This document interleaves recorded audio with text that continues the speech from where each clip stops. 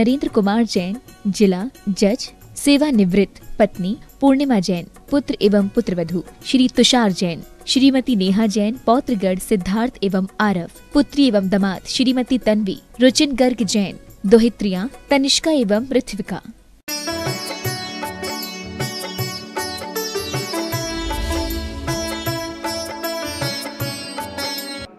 जिया जग धोखे की टाठी। हे ज्ञानी, जिया, हे जीव, जग जो है वो क्या है? धोखे की टाठी। टाठी जानते हैं हम लोग? जिया जग धोखे की टाठी। टाठी जानते? नहीं जानते? बताइए। दिल्ली वाले टाठी नहीं जानते, क्या जानते हैं फिर?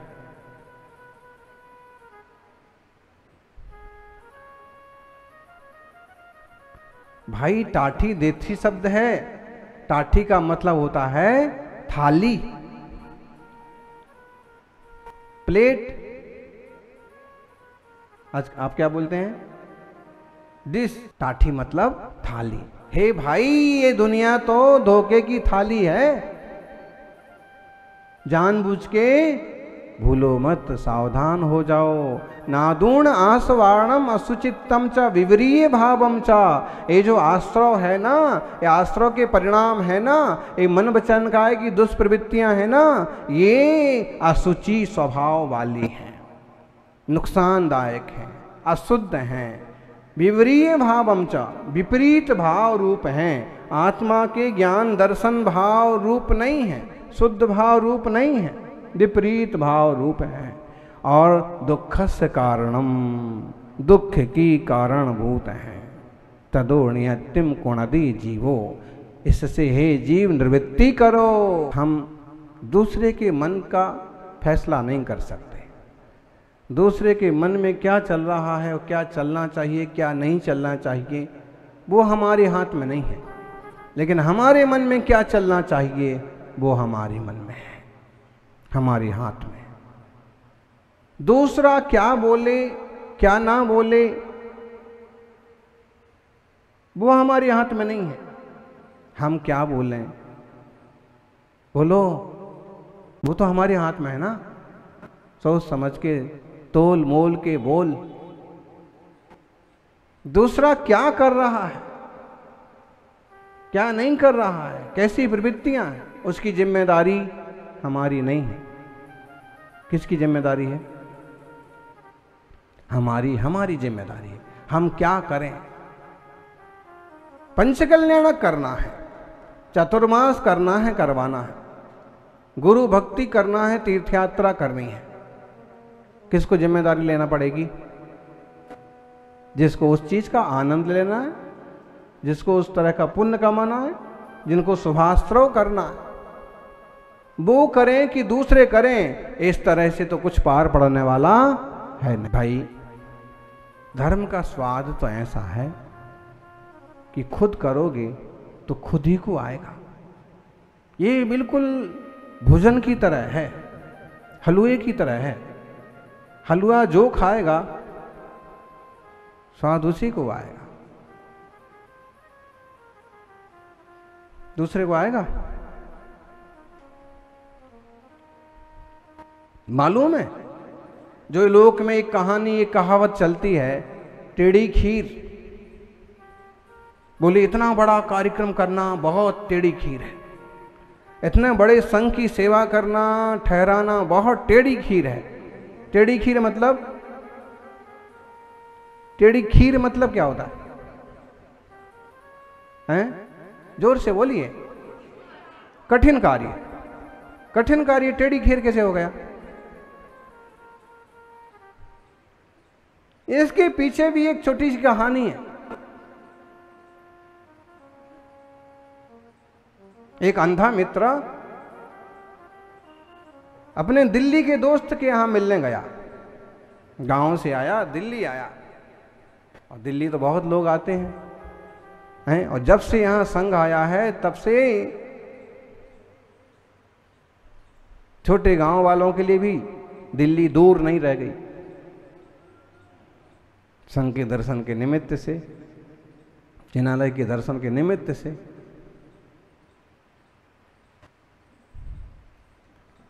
और दिल्ली अपने दोस्त के पास आया। दोस्त ने विचार किया कि पहली बार आया है, बचपन का दोस्त है, और उसने बढ़िया खीर बनाई। खीर कैसे बनती है? आप कहोगे महाराज जी रोज पूछते हैं कैसे बनती है, कैसे, और खाते तो है नहीं, पूछते ही बस है। श्राविकाएं बना भी लें तो कई सारे साधु है, मीठे का त्याग है तो ये त्याग है तो वो त्याग है। कैसे बनती है खीर? चावल में दूध को मिलाया, शक्कर को मिलाया तो ऐसे ही बनती है ना।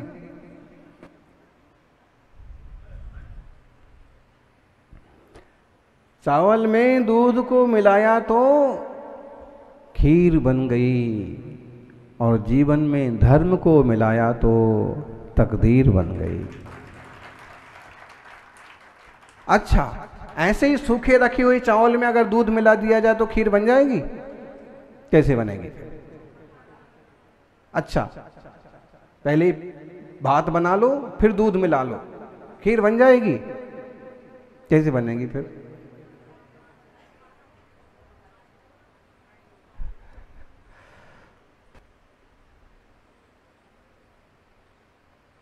खीर बनती है, बहुत अच्छे से बनाना पड़ती है, और जितने अच्छे से बनाते हैं पदार्थ उसमें जितने ज़्यादा डालते हैं उतनी अच्छी बनती है। दूसरी बात है कि पदार्थ अगर बहुत तरह की ना हो, सदा सिंपल ढंग से दूध, बूरा और चावल से भी बनाई जाए, लेकिन बनाने का ढंग अच्छा हो तो भी बहुत अच्छी बनती है। सब चीज़ की बात यही है। हर चीज के मामले में रोटी किसी किसी के हाथ से ऐसी बनती है कि जीभ पर रखो तो घुल जाए, हाथ पर रखो और उसमें साग दाल पड़े कि एकदम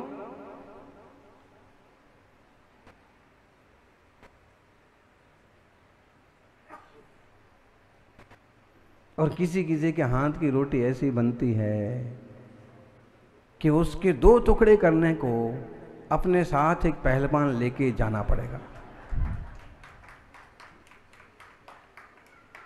ऐसा हो सकता है? हो सकता है, बिल्कुल सही बात है कि इतनी चमचोइली, इतनी टाइट हो जाएगी, उसको खींचो तो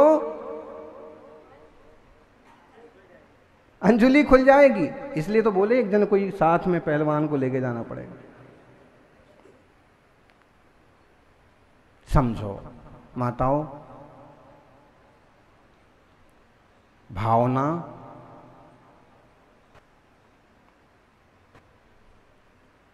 क्रिया और उसकी पद्धति बहुत महत्व रखती है। दोस्त के लिए बहुत अच्छी खीर बनाई और कहा कि बैठो, देखो आज तुम्हें आनंद आ जाएगा। और अपने गांव से आई हुई दोस्त को भोजन में खीर परोसी। खीर सचमुच बहुत अच्छी लगी, बहुत अच्छी लगी। उसने कहा कि क्या चीज है? तो दिल्ली वाले ने कहा कि खीर है। बेचारे ने कभी अपने गांव में इस टाइप से सुना ही नहीं था, छोटे से गांव में। तो उसने कहा खीर कैसे होती है?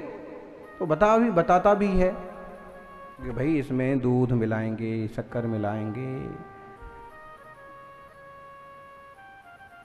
और ज़्यादा चीज़ें मिलाना है तो काजू मिलाएंगे, किशमिश मिलाएंगे,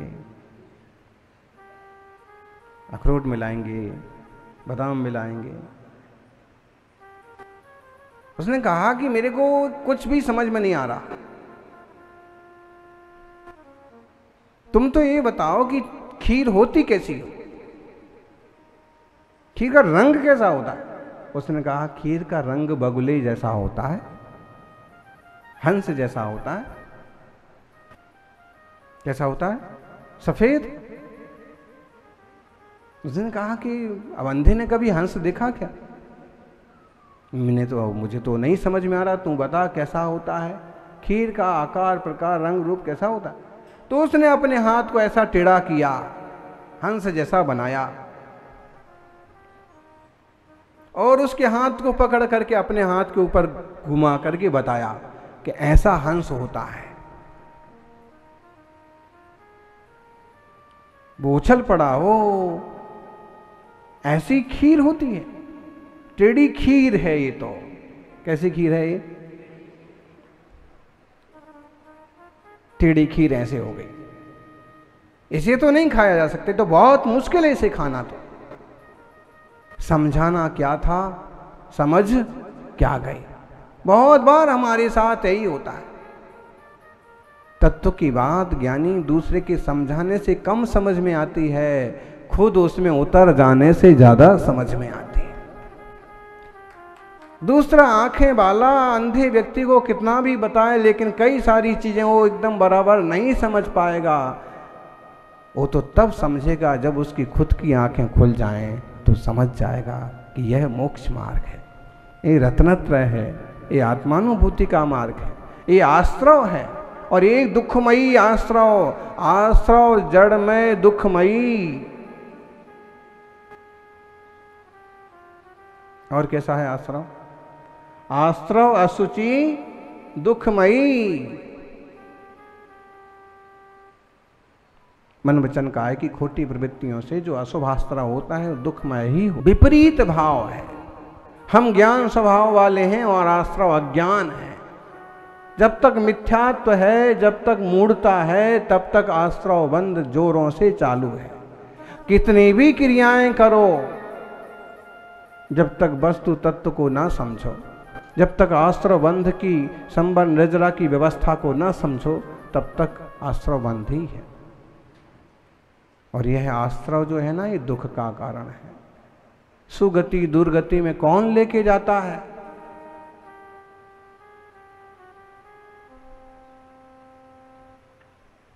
संसार परिभ्रमण कौन कराता है? आश्रव ही तो कराता है। आश्रव हो तो बंद होता है, बंद हो तो संसार होता है। ज्ञानियों, परिणामों को संभालिए तो परिणति संभल जाएगी, और भावों को संभालिए तो गति सुधर जाएगी।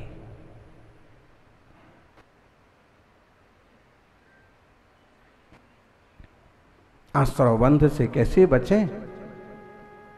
हैं? तदो नियत्यम कुणदु जीवो, हे जीवो इस आश्रव बंध से बचो। तो आप कहोगे क्या करें? हाथ पर हाथ रख के बैठ जाएं? भाई हाथ पर हाथ रख के बैठ जाओ, बहुत अच्छी बात है।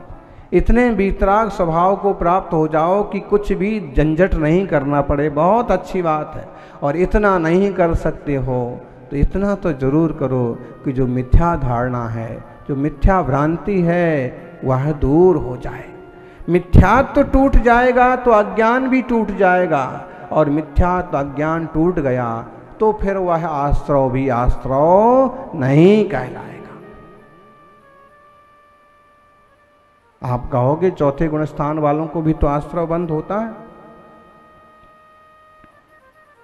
जरूर होता है, लेकिन वो अनंत संसार का कारण नहीं होता। कहीं ना कहीं उसका संसार कम हो गया है।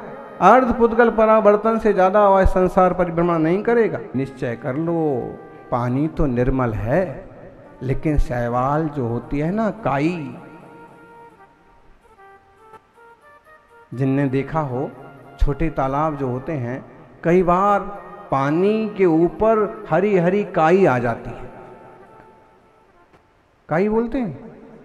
नहीं, काई बोलते हैं? शैवाल, चोई नहीं, काई उसे बोलते हैं जहां बहुत पानी गिरता रहता है और पानी रुकता नहीं है। थोड़ा पानी रुकता है और जो हरी हरी पूरी गली, पूरा रास्ता, पूरा पत्थर हरा हरा हो जाता है, वो कहलाती है काई। काई होती है पानी से ही होती है, लेकिन वो बहुत सारे पानी के साथ नहीं होती, वो काई होती है। वो भी अनंत काय है। जैसे आप यहाँ से किसी गली में से निकलेंगे जहाँ से लोग नहीं निकलते हैं, और जहाँ थोड़ा पानी रुकता है वहाँ पर काई हो जाती है, वो भी अनंत काय है, उस पर भी पाँव नहीं रख सकते। ऐसे ही पानी के ऊपर होने वाली एक काई कहिए, उसे चोई कहिए, शैवाल कहिए। पानी ऐसा पूरा ढक जाता है, इतने छोटे छोटे पत्ते होते हैं उसके, आप हाथ से ऐसे ऐसे करोगे तो सारे पत्ते अलग हो जाएंगे, उनकी जड़ भी नहीं पता पड़ती कहां है उनकी जड़। तो जैसे निर्मल पानी के ऊपर एक शैवाल छा जाती है और ऐसे लगता है कि जैसे पूरा पानी मैला मैला है, गंदा है, लेकिन उसको हटाते ही उसके भीतर निर्मल शीतल जल दिखता है। ऐसे ही आश्रव को हटाते ही शुद्ध ज्ञान घन चैतन्य आत्मा के दर्शन होते हैं। वास्तव में आश्रव हैं भी आत्मा से भिन्न हैं, ज्ञेय हैं, मतलब आत्मा अत्यंत पवित्र है, उज्ज्वल है, निर्मल है, और जो आश्रव है और ये जो कर्म है, जो मन वचन काया की प्रवृत्तियां हैं, ये अशुद्ध हैं, अपवित्र हैं। हम आकुलता उपजाने वाले इन आश्रवों से बचें और अत्यंत निर्मल ज्ञान स्वभाव का आलम्बन लें, तो जीवन में आनंद होगा, मंगल होगा। कम से कम भिन्न भिन्न जान तो लें।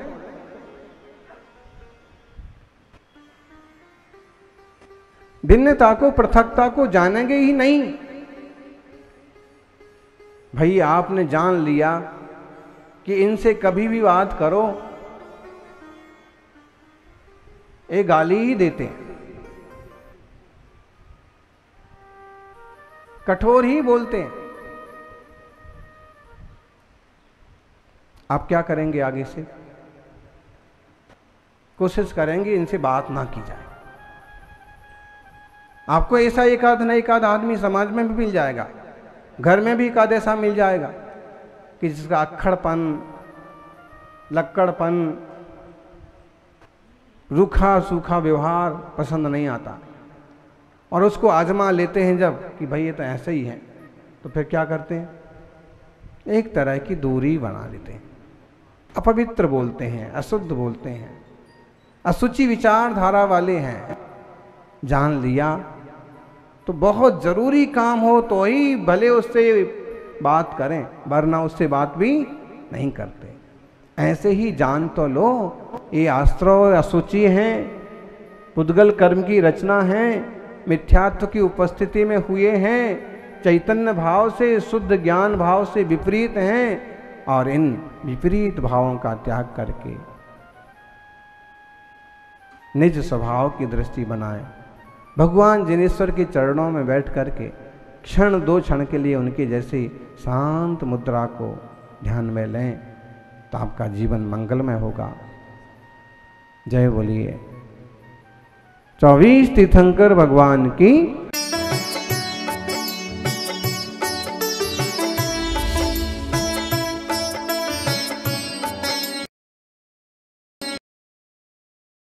नरेंद्र कुमार जैन, जिला जज, सेवानिवृत्त, पत्नी पूर्णिमा जैन, पुत्र एवं पुत्रवधू श्री तुषार जैन, श्रीमती नेहा जैन, पौत्रगढ़ सिद्धार्थ एवं आरव, पुत्री एवं दामाद श्रीमती तन्वी, रुचिन गर्ग जैन, दोहित्रियां तनिष्का एवं पृथ्विका। महाराष्ट्र प्रांत के